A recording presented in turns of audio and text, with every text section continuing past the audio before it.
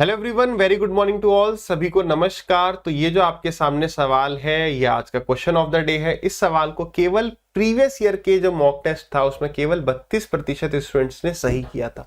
क्या ये सवाल इतना मुश्किल था? आइए देखते हैं। देखिए, जो सवाल आपके सामने है इसमें आपकी दो प्रॉपर्टीज यूज हो रही हैं, है ना। एक तो टाइम एंड वर्क में आपने वैसे सवाल बहुत किए होंगे। दूसरी प्रॉपर्टी क्या है कि किसी भी सर्कल पर अगर आप किसी बाह्य बिंदु से, किसी एक्सटर्नल पॉइंट से टेंजेंट ड्रॉ कर सकते हैं तो वो दो हो सकते हैं और उन दोनों की लंबाई क्या होती है? एग्जैक्टली बराबर। उन दोनों की लंबाई क्या होती है? बराबर होती है। अब आ जाइए आप इस सवाल पर।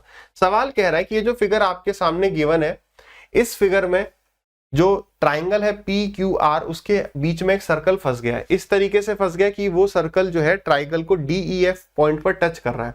उसने हमें बताया है कि जो पी क्यू की लंबाई है, जो हमारी पी क्यू की लंबाई है, ये कितनी है? पी क्यू की लंबाई है 15 और क्यू आर की जो लंबाई है ये है 11 और आरपी की जो लंबाई है ये है 13। ठीक है, तो वो कह रहा है कि बताइए फिर पीडी की लंबाई कितनी हो जाएगी? पीडी की लंबाई कितनी हो जाएगी? अब देखो, मैंने कहा लेट अस सपोज ये ए है तो ये भी ए हो जाएगा। मैंने कहा ये बी है तो ये भी बी हो जाएगा। क्यों? ये एक्सटर्नल पॉइंट है, यहां से टेंजेंट है। ये क्या है? एक्सटर्नल पॉइंट है, यहां से टेंजेंट है। इसी तरीके से क्योंकि ये टच कर रहा है, केवल स्पर्श कर रहा है, तो स्पर्श रेखा हो गया ना। तो इसी तरीके से इसकी लंबाई जो है इसके बराबर होगी। ये हो गया ए, ये हो गया बी, इसको कह दिया मैंने सी। ठीक है, डन है। अब आ जाइए आप। तो ये तो एक प्रॉपर्टी होगी। दूसरी टाइम एंड वर्क वाला जो आपने सवाल किए कि a प्लस बी इतना है, तो यहां पर अगर मैं आपसे पूछूं कि बताओ यार a प्लस बी कितना है, तो आपने कहा सर a प्लस बी यानी कि पी क्यू बराबर 15 हो गया। मैंने कहा बताओ यार b प्लस सी कितना है, यानी कि वो हो गया आपका क्यू आर, यानी कि वो हो गया आपको 11। इसी तरीके से अगर मैं पूछूं आपसे c प्लस a कितना है, तो आप कहोगे सर वो 13 है। तो टाइम एंड वर्क में आता था ना, ए बी की एफिशिएंसी इतनी है, बी सी की एफिशिएंसी इतनी है, सी ए की एफिशिएंसी इतनी है। तो क्या करते थे? तीनों को जोड़ देते थे।